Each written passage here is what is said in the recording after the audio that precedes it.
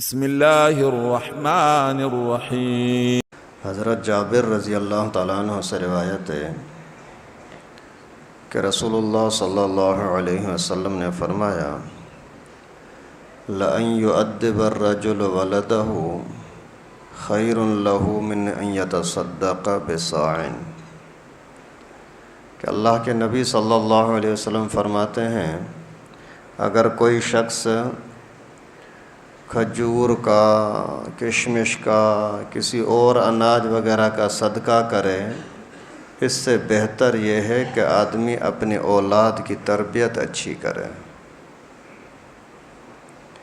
یعنی صرف اولاد پر ماں باپ کے حق نہیں ہے، لیکن ماں باپ پر بھی اولاد کے حق ہیں۔ علماء نے لکھا ہے کہ اولاد کی پیدائش سے پہلے ہی اولاد کے حق شروع ہو جاتے ہیں۔ اولاد ابھی تک پیدا ہی نہیں ہوئی، بیٹا پیدا ہی نہیں ہوا، اس سے پہلے ماں باپ کے اوپر حق ہے کہ اولاد کے حقوق کا خیال کریں۔ اور ایک حدیث شریف میں آتا ہے کہ رسول اللہ صلی اللہ علیہ وسلم نے فرمایا کہ باپ اپنی اولاد کو اگر کوئی ہدیہ کرتا ہے، تحفہ دیتا ہے، تو اچھے اخلاق سکھانے سے بڑھ کر کوئی ہدیہ ہو ہی نہیں سکتا۔ آپ اولاد کو بنگلہ لے کر کے دے دو، بڑا کاروبار بنا کے دو، پتہ نہیں کیا کیا گاڑیاں شاڑیاں خزانے دے دو، یہ اس کے اوپر آپ کا بڑا احسان نہیں۔ آپ کا اولاد پر سب سے بڑا اگر کوئی احسان ہے تو اچھی تربیت ہے۔ اگر اچھی تربیت ماں باپ نہیں کرتے تو مجرم ہیں۔ قیامت کے دن اس کی پکڑ ہوگی اور بڑی سخت پکڑ ہوگی کہ دنیا کی چیزوں کے اندر تو تم نے اس کو لگایا، لیکن دین کیوں نہیں سکھایا۔ اور اللہ رب العالمین کا قرآن پاک میں حکم ہے قُوا أَنفُسَكُمْ وَأَهْلِيكُمْ نَارًا، اپنے آپ کو، اپنے گھر کو، گھر والوں کو، بچوں کو آگ سے بچاؤ۔ یہ اللہ کا حکم ہے، آگ سے بچاؤ۔ آپ کی وجہ سے آپ کا بیٹا جہنمی نہ بن جائے، آپ کی وجہ سے آپ کی بیوی آگ میں نہ جلے، ان کو بچانے کی کوشش کرو۔ حضرت حکیم لقمان نے اپنے بیٹے کو نصیحتیں کی تھیں، بیٹا ایسا نہیں کر، بیٹا ایسا نہیں کر، بیٹا یہ اچھی چیز ہے، بیٹا یہ بری چیز ہے۔ تو باپ نے جو بیٹے کو نصیحتیں کی، اچھائی کی اور برائی سے اس کو روکا، تو اللہ رب العالمین کو یہ باتیں اتنی پسند آئیں کہ قرآن پاک میں وہ نازل فرما دی کہ باپ اپنے بیٹے کو کیا نصیحتیں کر رہا ہے۔ سورہ لقمان، اسی نصیحت کرنے والے ابا کے نام کی پوری صورت ہے قرآن پاک کے اندر۔ یا بنی لا تشرک باللہ، اے میرے پیارے بچے شرک نہ کرنا، نماز پڑھ، اخلاق سے اس طرح کی چیزیں۔ تو اولاد کی تربیت بڑی عظیم اہم ترین چیز ہے، اس پر نظر رکھیں۔ ایک مرتبہ حضرت عمر فاروق رضی اللہ تعالیٰ عنہ کے پاس ایک بندہ آیا، آ کر کے شکایت کی کہ میرا بیٹا میری نافرمانی کرتا ہے۔ حضرت عمر بڑا غصہ ہوئے اور اس کو بلایا، تو جیسے ہی اسی کو سزا ملنے والی تھی کہ تو ماں باپ کا نافرمان ہے کیوں، تو بیٹے نے عرض کیا کہ حضرت میری ایک گزارش ہے، کیا صرف ماں باپ کے اولاد پر حق ہیں یا اولاد کے بھی کچھ ماں باپ پر حق ہیں؟ حضرت عمر فاروق نے فرمایا کہ ماں باپ کے بھی، اولاد کے بھی حق ہیں ماں باپ کے اوپر۔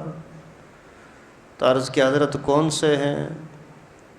تو حضرت عمر فاروق امیر المومنین نے فرمایا کہ اس کا نام اچھا رکھے، اس کی تربیت اچھی کرے اور اسی کے ادب اخلاق پر نظر رکھے، اور اس کی ماں اچھی ہو، یعنی شادی اچھی جگہ پر کرے۔ تو بیٹے نے عرض کیا کہ حضرت جہاں تک میری ماں کا تعلق ہے تو میرے محلے کے لوگ میری ماں کو عزت کی نظر سے نہیں دیکھتے، گھٹیا ناموں کے ساتھ، گھٹیا القاب کے ساتھ پکارتے ہیں، اور وہ لونڈی ہے، اس نے میرا یہ حق، ابو نے میرا یہ حق ادا نہیں کیا۔ جہاں تک نام کا تعلق ہے تو اس نے میرا نام رکھا ہے جعل۔ جعل کی معنی ہوتی ہے پاخانے کا کیڑا۔ نام رکھنے کے اندر اس نے میرا حق ادا نہیں کیا۔ اے امیر المومنین، جہاں تک ادب اور اخلاق کی بات ہے تو اس نے مجھے کوئی دینی تعلیم تربیت دی ہی نہیں ہے۔ تو علماء نے لکھا ہے کہ حضرت عمر رضی اللہ تعالیٰ عنہ جو سزا بیٹے کو دینا چاہ رہے تھے وہی سزا باپ کو دینے لگے، لیکن پھر فرمایا کہ جاؤ، تیری شکایت کا کوئی حق ہی نہیں ہے کہ تو اپنے بیٹے کی شکایت کرے کہ میرا بیٹا میری نافرمانی کرتا ہے۔ ابھی یہ اولاد کے حق ہیں۔ آپ شادی سے، بچے کے پیدا ہونے سے پہلے بچے کا کیا حق ہے تمہارے اوپر؟ اس کو اچھی ماں دو۔ عاشقی کی شادی نہیں کرو، اخلاق والا گھرانہ، دیندار گھرانہ، ماحول پر نظر کر کے اور لڑکی کا چناؤ کرو، ماں باپ کے مشورے کے ساتھ رشتہ کرو تو آپ کو لڑکی اچھی ملے گی، یعنی ماں اچھی ہو۔ اگر ماں اچھی ہوگی تو اس کی تربیت بھی ایسی ہی کرے گی۔ امام غزالی رحمہ اللہ والے دو بھائی تھے، ایک کا نام تھا محمد، ایک کا نام تھا احمد۔ تو ایک مرتبہ محمد نے احمد کی شکایت کی کہ امی، یہ میرا بھائی احمد میرے پیچھے نماز نہیں پڑھتا، اس کو سمجھاؤ۔ ماں نے احمد کو بولا بیٹا کیوں ایسا کرتا ہے، جاؤ اس کے پیچھے نماز پڑھا کر۔ نماز پڑھنے لگا تو تھوڑی دیر کے بعد ایک رکعت پڑھ کر کے بھاگ گیا نوجوان۔ پھر آ کر کے محمد نے شکایت کی کہ امی، ابو بھائی کے حکام دیکھتی ہے، اسے نہ آتا، اچھا تھا، آیا پھر ایک رکعت کے بعد بھاگ گیا۔ تو ماں نے دونوں کو بلایا، کیا مسئلہ ہے؟ احمد نے بولا کہ امی، میں اس کے پیچھے نماز شروع کی تو پھر میں نے اس کے دل پر جو نظر رکھی نا، مراقبہ کیا نماز میں، کتنے بڑے ولی اللہ تھے۔ نماز کے دوران میں نے جب اس کے دل پر نظر کی تو اس کی توجہ قرآن پاک سے مسائل ڈھونڈ رہا تھا کہ اس آیت کے سے کیا مسئلہ نکلتا ہے، اس آیت سے کیا مسئلہ نکلتا ہے۔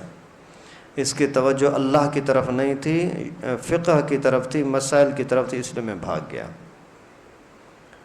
تو ماں نے بولا کہ بیٹا دونوں میرے کام کے نہیں نکلے، میں نے کتنی محبت اور محنت کے ساتھ تمہیں پڑھایا تھا، سکھایا تھا، اتنے ولی اللہ بنے ہیں کہ سامنے بندہ کھڑا ہے، اس کے دل میں کیا خیالات ہیں وہ سمجھ جاتے ہیں۔ اس کے باوجود ماں کہتی ہے کہ بیٹا میں آپ سے مطمئن نہیں ہوں۔ پھر محمد کو بولا، امام غزالی کو، کہ بیٹا جب نماز پڑھے تو مسائل کی طرف چھوڑ کر کے اللہ کی طرف توجہ کیا کر کے آپ کی پوری توجہ اللہ کی طرف ہو، نہ کپڑوں کی طرف، نہ دنیا کی چیزوں کی طرف، نہ کوئی خیالات، نہ آنکھ ادھر ادھر جائے، سارا توجہ نماز کی طرف۔ اور احمد کو فرمایا کہ بیٹا جب تو نماز پڑھے تو کسی کے دلوں کی طرف نہیں، کسی اور کی طرف خیال نہیں، اللہ کی طرف خیال کیا کر۔ ماں اگر اچھی ہے تو تربیت ایسی ہوتی ہے۔ حضرت پیران پیر رحمہ اللہ کی اماں، یہ بھی عجیب واقعات کئی سارے ذہن میں آ رہے ہیں۔ خیر موضوع اہم ہے، اس وجہ سے بھلے بات لمبی ہو جائے، اتوار کا دن ہے، ویسے بھی ساتھیوں کی چھٹی ہے، اگر کسی کو جانا ہے بھلے چلا جائے، ویسے جانا اچھا نہیں ہوتا لیکن آج تھوڑا لمبا ہو سکتا ہے، اس وجہ سے کوئی جاتے ہیں بھلے جائیں۔ اگر علم سیکھنے کا شوق زیادہ ہے تو پھر آپ کو مرضی ہے۔ تو حضرت پیران پیر رحمہ اللہ کا والد بڑا نیک آدمی تھا۔ ایک مرتبہ علماء نے لکھا ہے کہ ایک کوئی نہر تھی، اس میں سے کوئی پھل تیرتا آ رہا تھا، اس نے وہ پھل کھا لیا۔ نہر کا پھل ہے، ویسے ہی جانے والا ہے، پتہ نہیں کس کی ملکیت تھوڑی ہے، کسی کی چوری کا اندیشہ تھوڑی ہے، کسی کی ناراضگی کا کوئی امکان تھوڑی ہے، اٹھا کر کے کھا لیا۔ پھر خیال آیا یار ایسا نہ ہو کہ کسی کے مرضی کے بغیر میں نے کھا لیا ہے، مالک ناراض نہ ہو جائے۔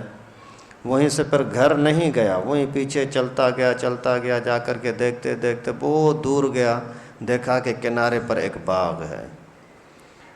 وہاں جا کر کے پوچھا بھائی کس کا باغ ہے؟ بندہ ملا کس کا باغ ہے؟ اس سے عرض کیا کہ حضرت بات یہ ہے، آپ کے باغ کا ایک پھل تیرتا جا رہا تھا، میں نے وہ کھا لیا ہے، مجھے معاف کر دے۔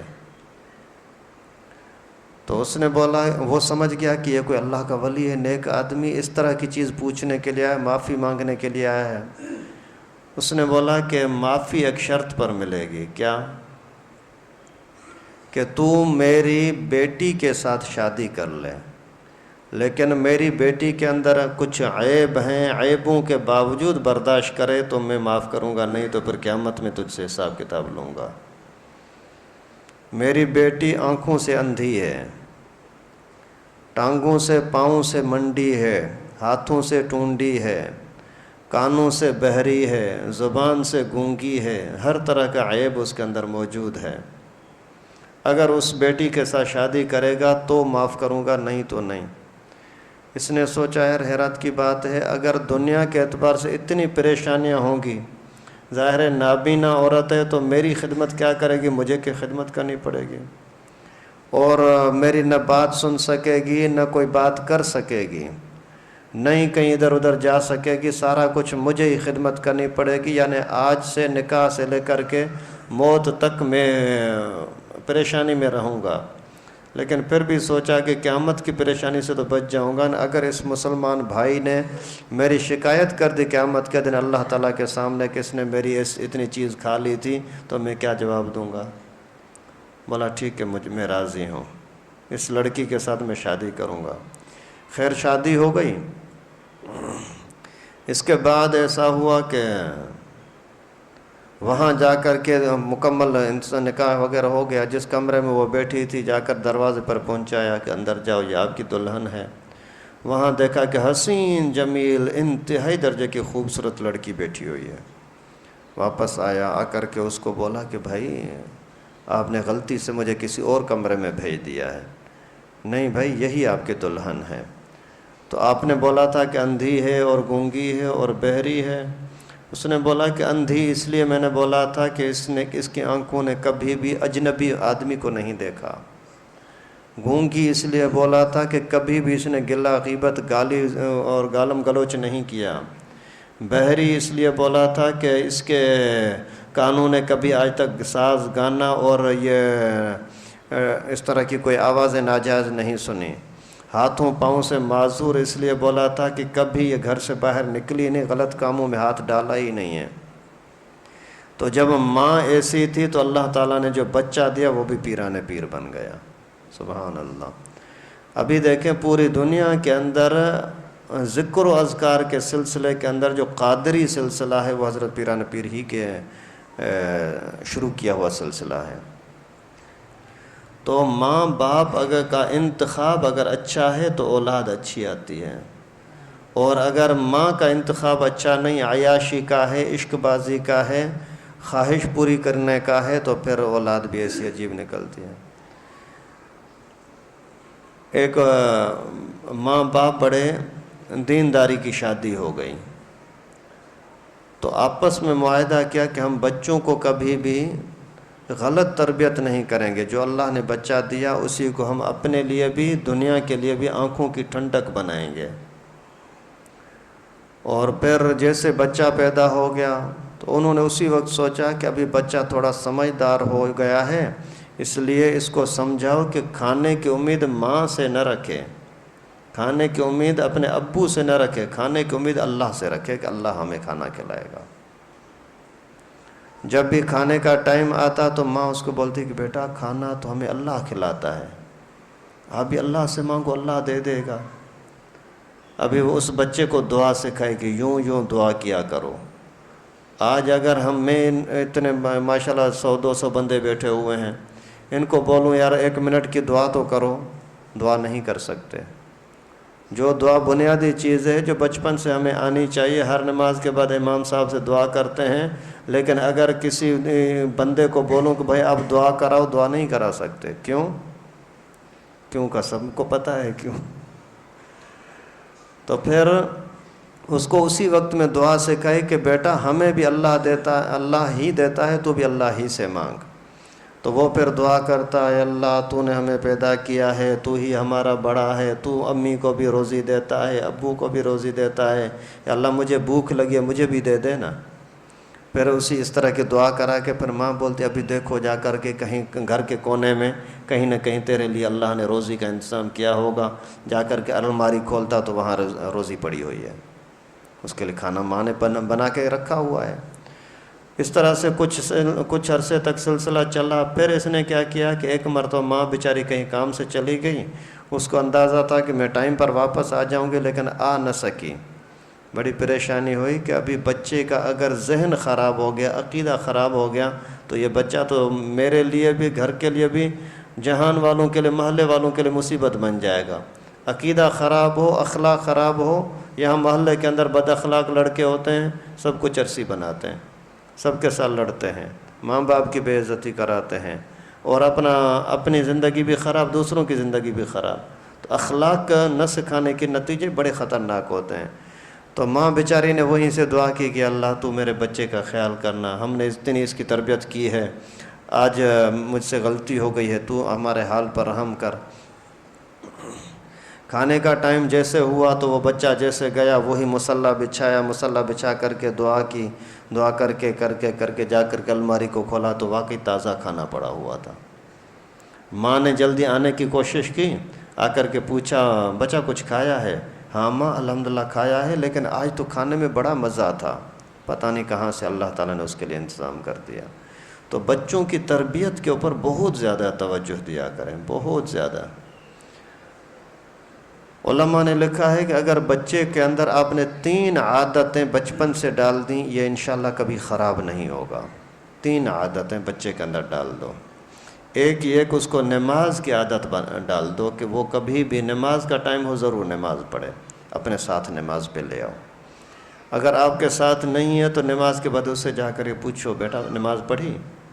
اگر بولتا ہے نہیں پڑھی، بیٹا ابھی پڑھ لو، اللہ ناراض ہو جائے گا، پھر پیٹ میں درد ہو جائے گا، کان میں درد ہو جائے گا، پھر کیسے پریشان ہو جائے گا، پھر ڈاکٹروں کے پاس جائے گا، وہ سوئیاں لگائیں گے، آپریشن کریں گے۔ اس طریقے سے کر کے بچے کو سمجھاؤ کہ بیٹا نماز پڑھا کر، ایک نماز کی عادت اس کے اندر ڈال دو۔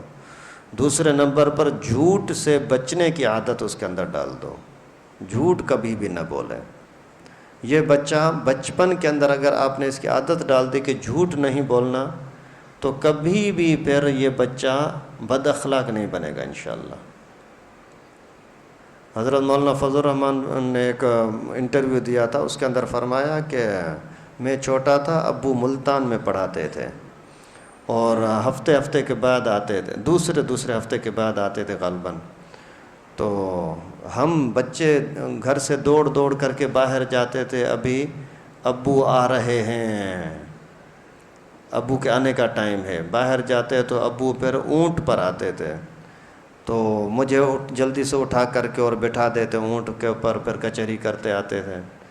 تو فرمایا کہ میں ہمیشہ ابو کو بولتا، ابو اتنے دنوں کے بعد آتے ہو، جلدی کیوں نہیں آتے ہو؟ وزیر اعلیٰ تھے مولانا کے والد صاحب۔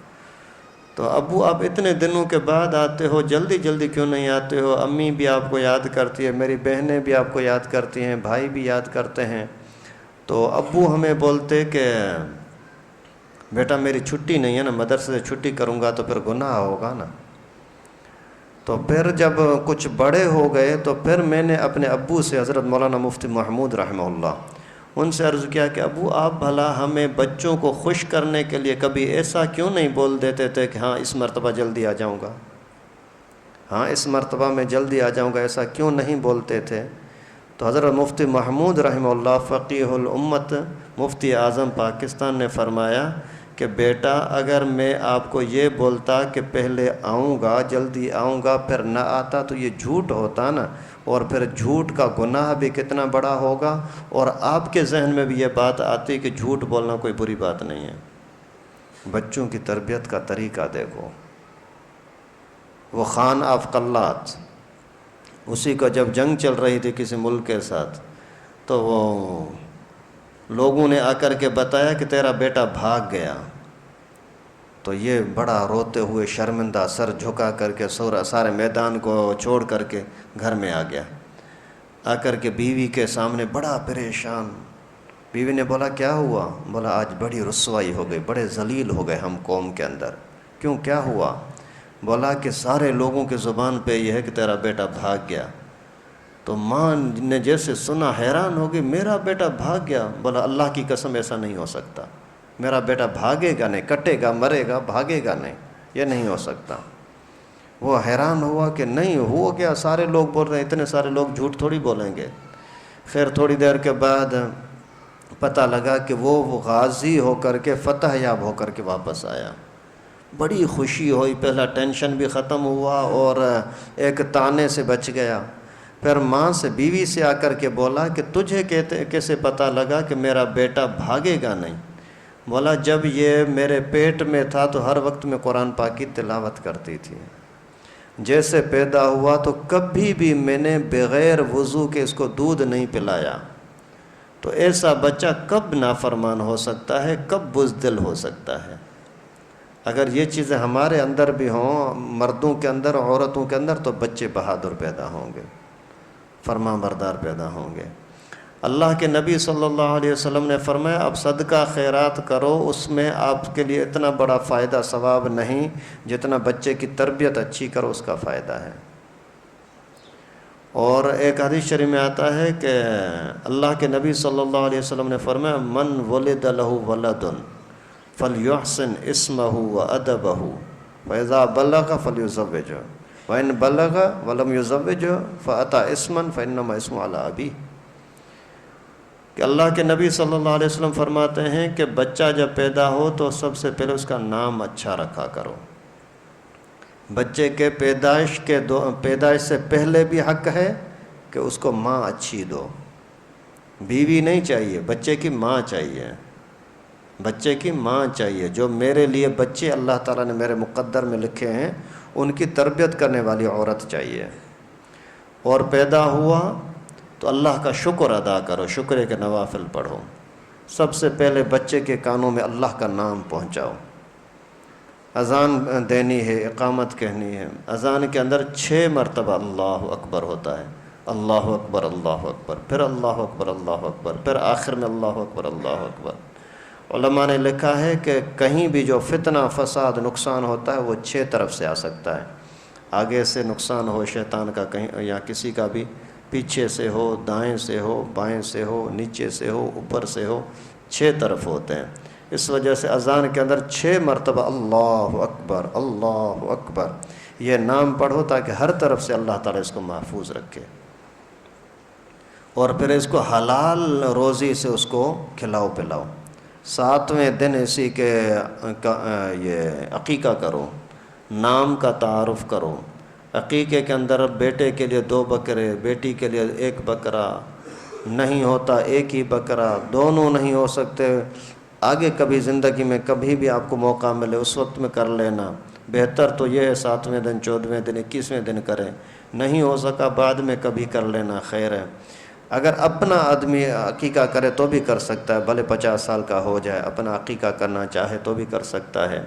کیونکہ حدیث شریف میں آتا ہے کہ الولد مرہون بدمہ، بچہ گروی ہوتا ہے خون کے بدلے.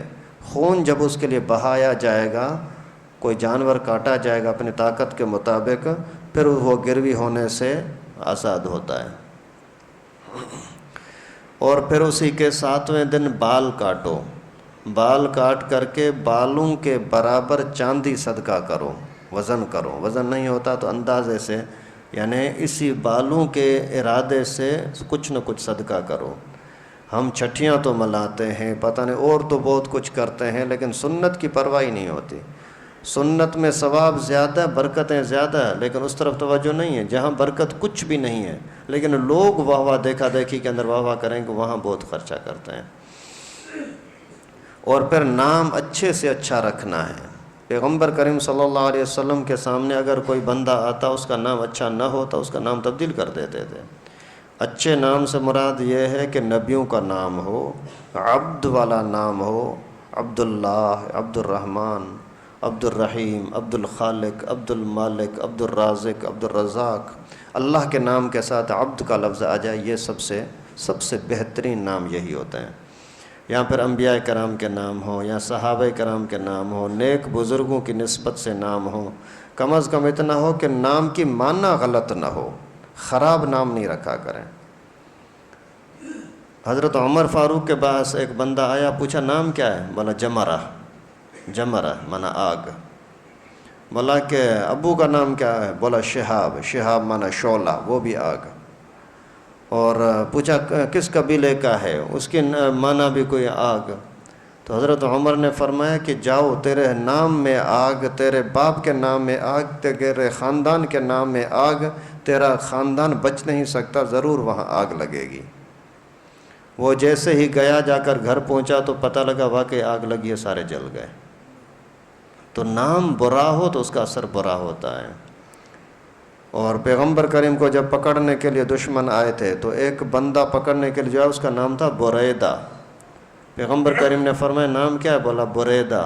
تو حضرت ابو بکر کو فرمایا کہ بریدہ کی معنی ٹھنڈک، اچھی طبیعت والا، اس وجہ سے خطرہ نہ کرو، اور ایسا ہی ہوا۔ آج اگر ہم برا رکھیں گے تو بچے کے اندر طبیعت بھی وہی برائی والی آئے گی۔ اور پھر اسی کو اچھے اخلاق سکھاؤ، یعنی دینداری کا ماحول دو، قرآن سکھاؤ، حدیث سکھاؤ، اور اس طرح کی چیزیں۔ اور اس کے علاوہ پھر اس کی تربیت کے اندر، دینی تربیت کے اندر کوئی کمی کوتاہی نہ کرو گے پھر مصیبت ہوگی۔ ہم خود سوچیں نا، روزانہ 6، 7، 8 گھنٹے اسکول کے حوالے بچے کو کرتے ہیں، خود باپ اس کی کوئی تربیت نہیں کرتا، امی اس کی کوئی تربیت نہیں کرتی۔